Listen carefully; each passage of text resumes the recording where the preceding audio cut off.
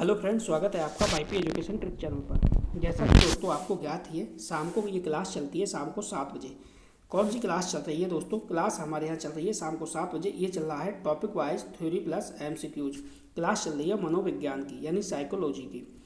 दोस्तों आपको बताना चाहेंगे कि आप वाईपी एजुकेशन ट्रिक चैनल पे नए हैं या अभी तक आपने चैनल को सब्सक्राइब नहीं करा है तो नीचे रेड कलर के सब्सक्राइब बटन पे क्लिक कर लें और बराबर में बेल आइकन की घंटी है, इसको भी प्रेस कर लें। इससे क्या होगा कि जब भी हम वीडियो को अपलोड करेंगे तो उसका नोटिफिकेशन दोस्तों सबसे पहले आपके पास पहुँच जाएगा। जो भी दोस्तों हम आपको ये कंटेंट प्रोवाइड करा रहे हैं, ये आपके सिलेबस के अकॉर्डिंग कंटेंट जो है वो प्राप्त आपको करा रहे हैं। ठीक है, एनसीईआरटी किताबों का दोस्तों निचोड़ है वो हम आपको करा रहे हैं। ठीक है, और जो एक क्लास जो दोस्तों हमारी चल रही है, हम आपको बता दें, ये चल रही है संगम सीरीज के नाम से। एक सीरीज चला रहे हैं हम संगम सीरीज, जिनमें 3000 क्वेश्चन हम आपको करा रहे हैं मॉक टेस्ट के माध्यम से। ये जो क्लास चलती है दोस्तों, ये 8 बजे चलती है। कितने बजे चलती है? 8 बजे। और जो ये वाली आप क्लास देख रहे हो, ये है topic wise theory plus MCQs. ये चल रही है दोस्तों शाम को 7 बजे। ठीक है, 7 बजे और 8 बजे वाली क्लास आप अवश्य ज्वाइन करिएगा। 100% सफलता की गारंटी होगी। अगर आपको इसके नोट्स चाहिए मनोविज्ञान के, तो आप इस नंबर पे दोस्तों संपर्क कर सकते हैं, आपको कोई भी समस्या नहीं आएगी। तो बिना किसी देरी के आज करते हैं टॉपिक को स्टार्ट। टॉपिक का नाम है अधिगम वक्र। अधिगम वक्र से रिलेटेड एग्जाम में दोस्तों 1 से 2 क्वेश्चन 100% बनता है। ठीक है, तो ये इस वीडियो को आप देख लोगे ना, तो आज के बाद कोई भी वीडियो आपको देखने की आवश्यकता नहीं होगी। ठीक है, सबसे पहले हम थ्योरी सेक्शन को कवर करेंगे, उसके बाद क्वेश्चन आंसर को टेस्ट सीरीज के माध्यम से लगा लेंगे। चलिए दोस्तों, जैसा कि मैंने आपको बताया था, जो टॉपिक का नाम है दोस्तों अधिगम वक्र। क्या नाम है टॉपिक का? अधिगम वक्र। तो सबसे पहले देखिए, अधिगम वक्र की जो परिभाषा दी है वो परिभाषा स्किनर के अनुसार देखेंगे। ठीक है, किसके अनुसार देखेंगे? स्किनर के अनुसार। ठीक, तो स्किनर के अनुसार अधिगम वक्र की परिभाषा क्या है, अधिगम वक्र क्या होता है, इसकी भी चर्चा करेंगे, आप चिंता ना करिए। ठीक है, तो सबसे पहले आप स्किनर के अनुसार समझो अधिगम वक्र होता क्या है। देखो, अधिगम का वक्र किसी दी हुई क्रिया में उन्नति या अवनति का ब्यौरा है। देखो, अधिगम का वक्र किसी दी हुई क्रिया में उन्नति या अवनति का क्या है? ब्यौरा है। ये जो परिभाषा दी है, ये दी है किसने? स्किनर ने। ठीक है, तो आपको ध्यान रखना है, क्या ध्यान रखना है? स्किनर के अनुसार परिभाषा किसकी? अधिगम वक्र की। क्या परिभाषा है? अधिगम का वक्र किसी दी हुई क्रिया में उन्नति या अवनति का ब्यौरा है। दोस्तों परिभाषा जो है वो सेम टू सेम पेपर में छपती है, ये आपको ध्यान रखना है। चलिए, अगली जो परिभाषा है दोस्तों, वो परिभाषा है गेट्स व अन्य की। ये परिभाषा है गेट्स व अन्य की। इनके अनुसार सीखने के वक्र, ठीक है, देखो, अभ्यास द्वारा सीखने की मात्रा क्या है दोस्तों? अभ्यास द्वारा सीखने की मात्रा, गति और उन्नति की सीमा का ग्राफ पर प्रदर्शन करते हैं। तो ये क्या है? अधिगम वक्र है। किनके अनुसार परिभाषा है ये है गेट्स व अन्य के अनुसार परिभाषा।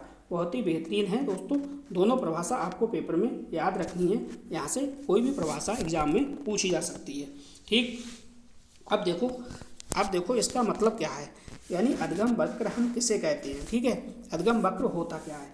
देखो यहाँ पे, अधिगम वक्र हम उसे कहते हैं जो सीखने के कम, अधिक या शून्य आदि को प्रदर्शित करता है। जैसे कोई बच्चा है, वो अगर कम सीख रहा है तो उसको प्रदर्शित करेगा, कोई बच्चा अधिक सीख रहा है उसको प्रदर्शित करेगा, और बिल्कुल भी नहीं सीख रहा है यानी शून्य सीख रहा है तो उसको भी प्रदर्शित करेगा। यानी अधिगम वक्र जो होता है वो ग्राफ पर दर्शाया जाता है कि बच्चे ने कितने समय में कितना सीखा। ठीक है, कम सीखा, अधिक सीखा या शून्य सीखा, ये है इसका मतलब। चलिए, अधिगम जो वक्र होता है दोस्तों, अधिगम वक्र होते हैं 4 प्रकार के। कौन कौन से, इसके बारे में हम चर्चा करते हैं। ठीक है, वीडियो को शुरू से लेके अंत तक देखोगे ना तो आपको आनंद आएगा दोस्तों, आनंद आएगा। ठीक है, यहाँ पे देखो, इसका मतलब थोड़ा सा समझो। चलिए, पहला देखिए क्या है। पहले नंबर पे यहाँ पे रखा है, वो रखा है धनात्मक। 1 सेकेंड रुकिए। चलिए दोस्तों, 4 प्रकार थे, 4 प्रकार में देखिए, पहला जो प्रकार है आपका, वो पहला प्रकार है धनात्मक, नतोत्तर, सकारात्मक वक्र। ठीक है, इसी को हम बोलते हैं दोस्तों, इसी को हम बोलते हैं धनात्मक, इसी को बोलते हैं नतोत्तर, इसी को बोलते हैं सकारात्मक वक्र। तीनों में से कोई सा भी आए, बात एक ही है। ठीक है, चलिए, तो धनात्मक, नतोत्तर और सकारात्मक वक्र होता क्या है इसके बारे में थोड़ा सा समझो।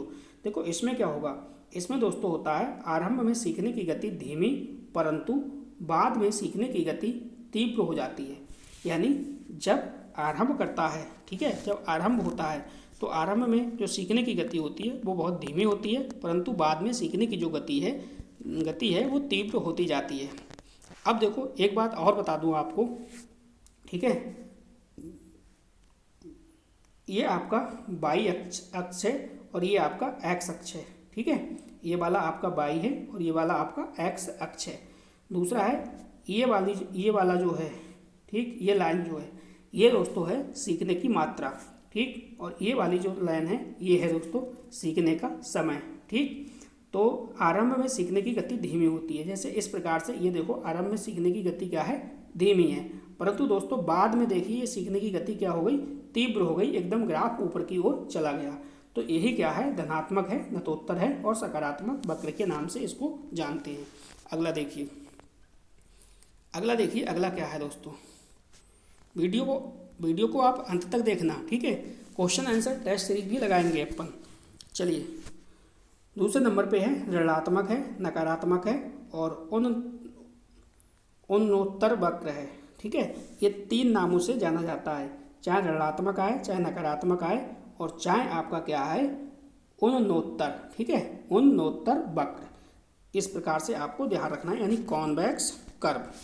तो इसमें क्या होता है दोस्तों, इसमें समझो थोड़ा सा।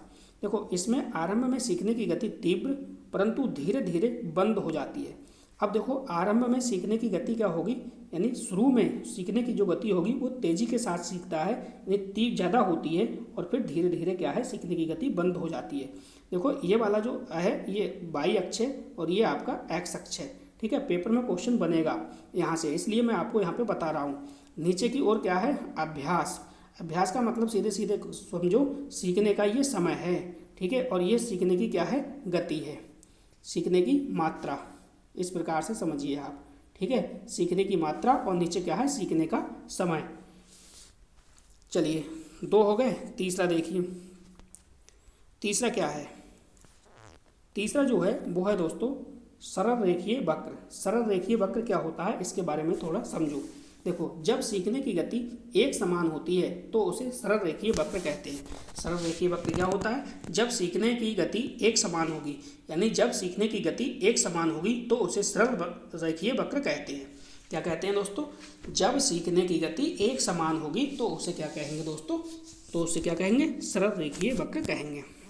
देख लीजिए आप, इस प्रकार से ये आपका वाई अक्ष है और ये आपका एक्स अक्ष है, ठीक, और ये हो गई आपकी सीखने की गति, यानी सीखने की गति कहो या फिर सीखने की मात्रा कहो। नीचे हो गया आपका अभ्यास।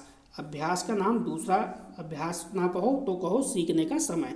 नीचे क्या हो गया, सीखने का समय है और ऊपर क्या है दोस्तों, सीखने की मात्रा है।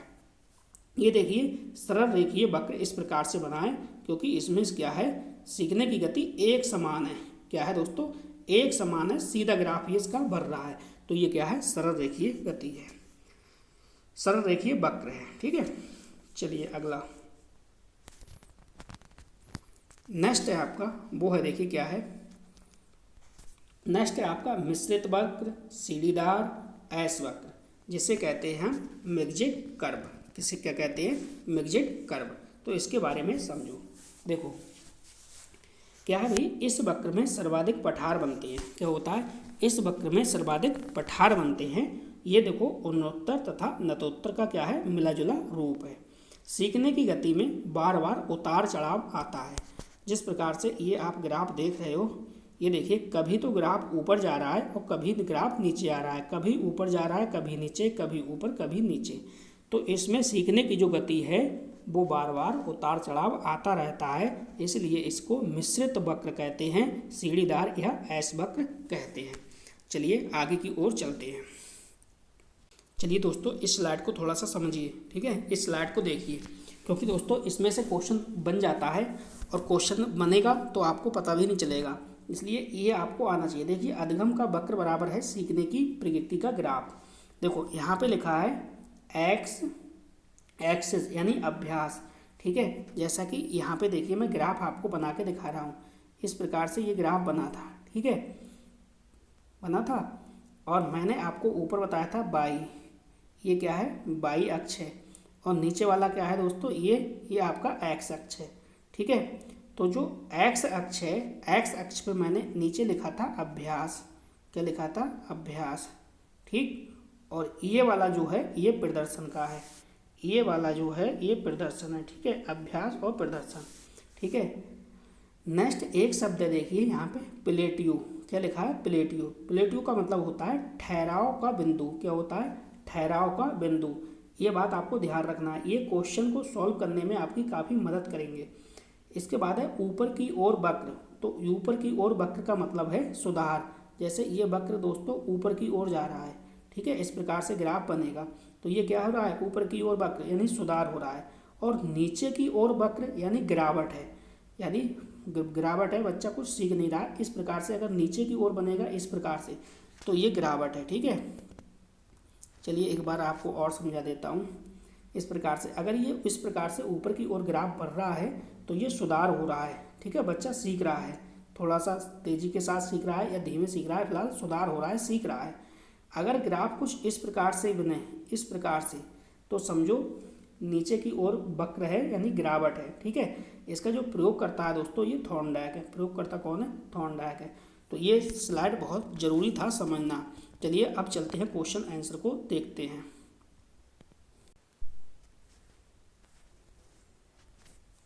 चलिए दोस्तों पहला क्वेश्चन, यह परिभाषा किसकी है, सीखने के वक्र अभ्यास द्वारा सीखने की मात्रा, गति, उन्नति की सीमा का ग्राफ पर प्रदर्शन करते हैं। दोस्तों सेम परिभाषा मैंने आपको कराई है, अगर आपने ध्यान से क्वेश्चन को पढ़ा होगा तो इसका आप जवाब दे देना है, यानी दे दोगे आप। देखिए सीखने के वक्र अभ्यास द्वारा सीखने की मात्रा, यानी सीखने की मात्रा, इसके बाद है गति और उन्नति की सीमा का ग्राफ पर प्रदर्शन करते हैं। तो क्या क्या है ये कथन जो है वो परिभाषा ये किसकी है, ए ऑप्शन है थॉर्नडायक, बी ऑप्शन है रूसो, सी ऑप्शन है स्किनर। इसका जो दोस्तों सही जवाब होगा क्या होगा, गेट्स व अन्य की है, डी ऑप्शन बिल्कुल सही जवाब है। अगला क्वेश्चन देखिए, क्वेश्चन क्या कह रहा है, क्वेश्चन कह रहा है अधिगम वक्र को सर्वप्रथम किसने प्रस्तुत किया है, अधिगम वक्र को सर्वप्रथम किसने प्रस्तुत किया है। ए ऑप्शन है थॉर्नडायक, बी ऑप्शन है पावलाव, सी ऑप्शन है स्किनर और डी ऑप्शन है वाटसन। दोस्तों अधिगम वक्र से संबंधित एबिंगहॉस का भी नाम आता है, ये आपको ध्यान रखना। लेकिन प्रस्तुत की बात कर रहा है तो यहाँ पे ऑप्शन के हिसाब से थॉर्नडायक बिल्कुल सही जवाब है।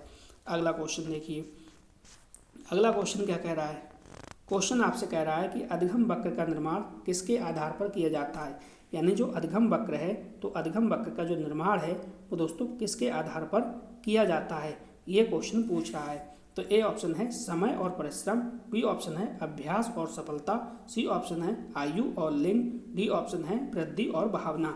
एक ऑप्शन सही है, जो सही ऑप्शन है उसको दोस्तों चुनना है। देखो अधिगम का वक्र का निर्माण किया जाता है दोस्तों अभ्यास और सफलता, यानी बी ऑप्शन बिल्कुल इसका सही जवाब है। चलिए अगला क्वेश्चन देखिए, अगला क्वेश्चन क्या कह रहा है, क्वेश्चन दोस्तों कह रहा है कि अधिगम वक्र का आकार सामान्यतः कैसा होता है, यानी जो अधिगम वक्र है, अधिगम वक्र का आकार सामान्यतः कैसा होता है। ए ऑप्शन है सीधी रेखा, बी ऑप्शन है ऊपर की ओर उठता हुआ वक्र, सी ऑप्शन है नीचे की ओर झुकता हुआ वक्र और डी ऑप्शन है वृत्ताकार। एक ऑप्शन सही है, जो सही ऑप्शन है दोस्तों उसको आपको चुनना है, ठीक है। तो सही जवाब आपको देना है, सही जवाब इसका क्या होगा, बी ऑप्शन होगा, यानी ऊपर की ओर उठता हुआ वक्र, बी ऑप्शन बिल्कुल सही जवाब है। अगला क्वेश्चन देखिए, अगला क्वेश्चन क्या कह रहा है इसको भी समझिए। क्वेश्चन कह रहा है कि अधिगम का वक्र, अधिगम का वक्र यानी प्लेट्यू भाग किससे दर्शाता है। जो दोस्तों मैंने आपको एक स्लाइड दिखाई थी और स्लाइड में मैंने इसका आपको इसके बराबर करके मैंने आपको समझाया था, तो इसका जवाब आपको बिल्कुल सही देना है। देखिए तेजी से प्रगति, रुकावट या ठहराव, बी ऑप्शन है अधिगम में ह्रास, सी ऑप्शन है स्मृति की वृद्धि। तो दोस्तों इसका जो सही जवाब है ना वो हो जाएगा रुकावट या ठहराव, ठीक है, इसका अर्थ मैंने यही बताया था। चलिए अगला क्वेश्चन देखिए, वीडियो को लाइक नहीं करा, वीडियो को लाइक कर दीजिए और वीडियो की लिंक को अपने सभी दोस्तों में शेयर भी कर दीजिए, ठीक है, सभी मित्रों को शेयर करिए। देखिए अगला क्वेश्चन, प्लेटियो का प्रमुख कारण क्या है?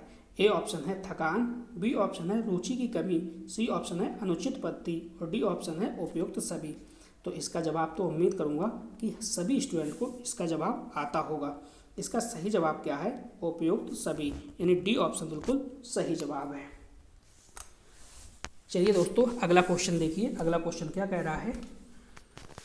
क्वेश्चन काफ़ी बेहतरीन है दोस्तों। शाम को 7 बजे ये क्लास चलती है और संपूर्ण आपके कोर्स से रिलेटेड ये क्लास है, ठीक है। सारा आप कंटेंट जो है मैं आपके सिलेबस के अकॉर्डिंग ही करा रहा हूँ। चलिए क्वेश्चन देखो। अधगम वक्र में सुधार का अर्थ है, यानी जो अधगम वक्र है, अधगम वक्र में सुधार का अर्थ है वो क्या है? ए ऑप्शन है दोस्तों यहाँ पे प्रदर्शन में गिरावट, बी ऑप्शन है प्रदर्शन में वृद्धि, सी ऑप्शन है कोई परिवर्तन नहीं और डी ऑप्शन है नई भूलें। यानी कोई ऑप्शन नहीं, यानी कोई नहीं कर लो यहाँ पे क्या है दोस्तों? कोई नहीं। तो सही जवाब देना है। देखो अधगम वक्र में जब सुधार होता है ना तो क्या होगा? मैंने आपको इस प्रकार से समझाया था। जब अधगम वक्र में सुधार होगा तो ये ग्राफ कुछ ऊपर की साइड में जाएगा, ठीक है। क्या होगा? वृद्धि होगी। यानी जो प्रदर्शन है, प्रदर्शन में क्या होगा दोस्तों? प्रदर्शन में वृद्धि होगी। बी ऑप्शन यहाँ पे बिल्कुल सही जवाब है। अगला क्वेश्चन देखिए। अगला क्वेश्चन दोस्तों आपसे कह रहा है, क्वेश्चन कह रहा है कि अधगम वक्र का अध्ययन किन उद्देश्य से किया जाता है? तो किन उद्देश्य से किया जाता है? ए ऑप्शन है शिक्षक की क्षमता मापने हेतु, बी ऑप्शन है विद्यार्थी की प्रगति ज्ञात करने हेतु, सी ऑप्शन है पाठ्यक्रम बनाने हेतु और डी ऑप्शन है उपयुक्त सभी। तो दोस्तों सही जवाब आपको देना है। तो उम्मीद करूंगा इसका जवाब प्रत्येक स्टूडेंट को आता होगा। सही जवाब क्या हो जाएगा? डी ऑप्शन हो जाएगा उपयुक्त सभी। डी ऑप्शन बिल्कुल सही जवाब है। चलो दोस्तों अगला क्वेश्चन देख लीजिए। अगला क्वेश्चन आपकी स्क्रीन पर है। क्वेश्चन क्या कह रहा है इसको भी आप समझिए। दोस्तों क्वेश्चन कह रहा है यदि अधगम वक्र ऊपर की ओर बढ़ रहा हो, यानी यदि अधगम वक्र ऊपर की ओर बढ़ रहा हो तो इसका अर्थ क्या है? ए ऑप्शन है अधगम में सुधार हो रहा है, बी ऑप्शन है अधगम स्थिर रहे, सी ऑप्शन है अधगम में गिरावट है और डी ऑप्शन है अधगम समाप्त है। तो सही जवाब आपको देना है। बहुत ही अच्छे से मैंने समझाया था। देखिए इस प्रकार से ये ग्राफ है। अगर ये ऊपर की ओर ग्राफ कुछ इस तरह से ऊपर की ओर जा रहा है तो समझो कि अधगम में सुधार हो रहा है। अगर इस प्रकार से ग्राफ बढ़ रहा है यानी नीचे की ओर गिर रहा है तो समझो अधगम में क्या है दोस्तों? गिरावट हो रही है, ठीक है। चलिए अगला क्वेश्चन। इसी बात पे दोस्तों चैनल को सब्सक्राइब कर लीजिए क्योंकि आपकी सपोर्ट की वाईपी एजुकेशन ट्रिक चैनल को बहुत ही ज़्यादा ज़रूरत है। तो आप चैनल को सब्सक्राइब करिए, ज़्यादा से ज़्यादा अपने दोस्तों को भी वीडियो को शेयर करिए।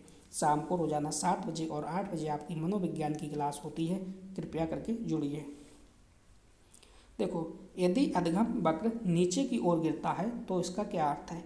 अभी बिल्कुल मैंने समझाया है। अगर नीचे की ओर गिरेगा ना तो देखो क्या होगा दोस्तों? यहाँ पे अभ्यास अधिक, प्रदर्शन घट रहा है, थकान कम है, अधगम तेज है।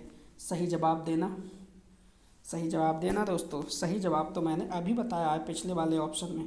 प्रदर्शन क्या हो रहा है? घट रहा है। अगला क्वेश्चन देखिए।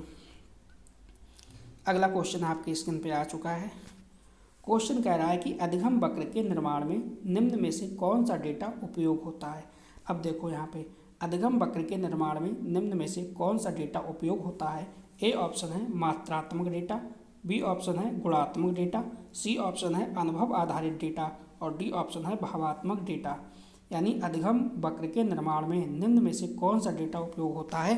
तो जो सही जवाब है वो है दोस्तों मात्रात्मक डेटा, यानी ए ऑप्शन बिल्कुल सही जवाब है। तो उम्मीद करता हूँ दोस्तों वीडियो आपको अच्छी लग रही होगी। चलिए दोस्तों अगला क्वेश्चन देखिए। अगला क्वेश्चन आपसे कह रहा है बेटा, ये क्वेश्चन कह रहा है कि प्लेटियो को समाप्त करने के लिए क्या किया जाना चाहिए?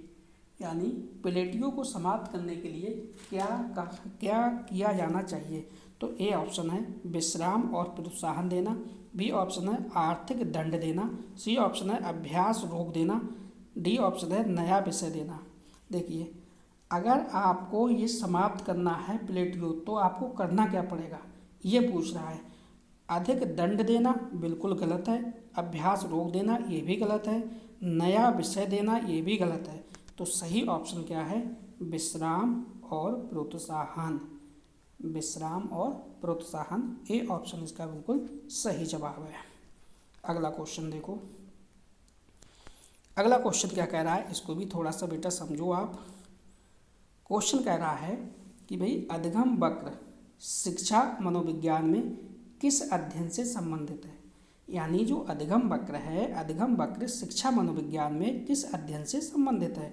ए ऑप्शन है व्यवहार अध्ययन से, बी ऑप्शन है प्रेरणा अध्ययन से, सी ऑप्शन है अधिगम अध्ययन से और डी ऑप्शन है व्यक्तित्व अध्ययन से।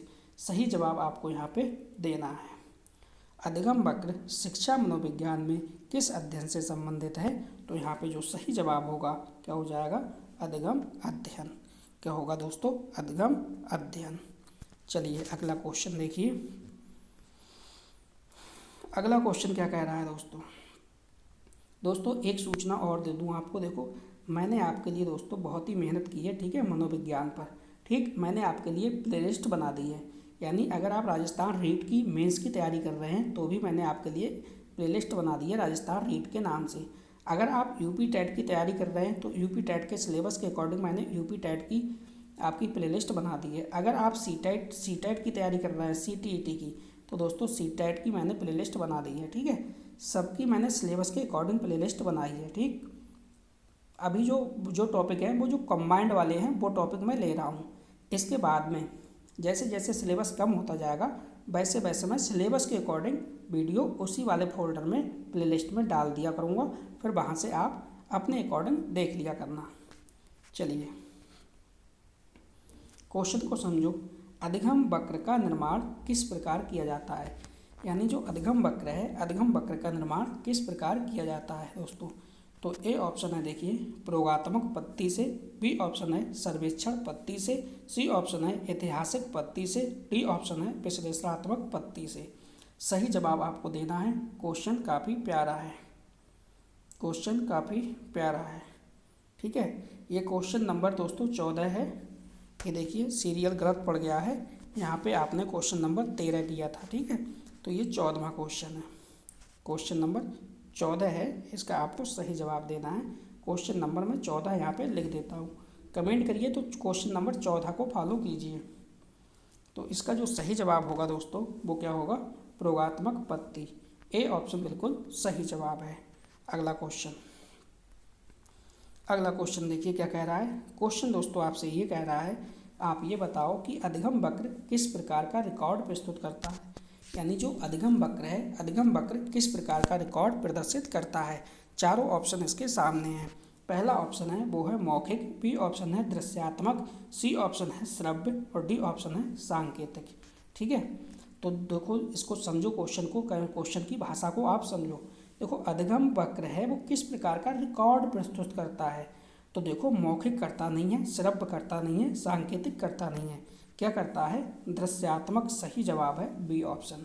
ठीक है, तो दोस्तों कमेंट करके बताइए आपको ये क्लास आज की कैसी लगी।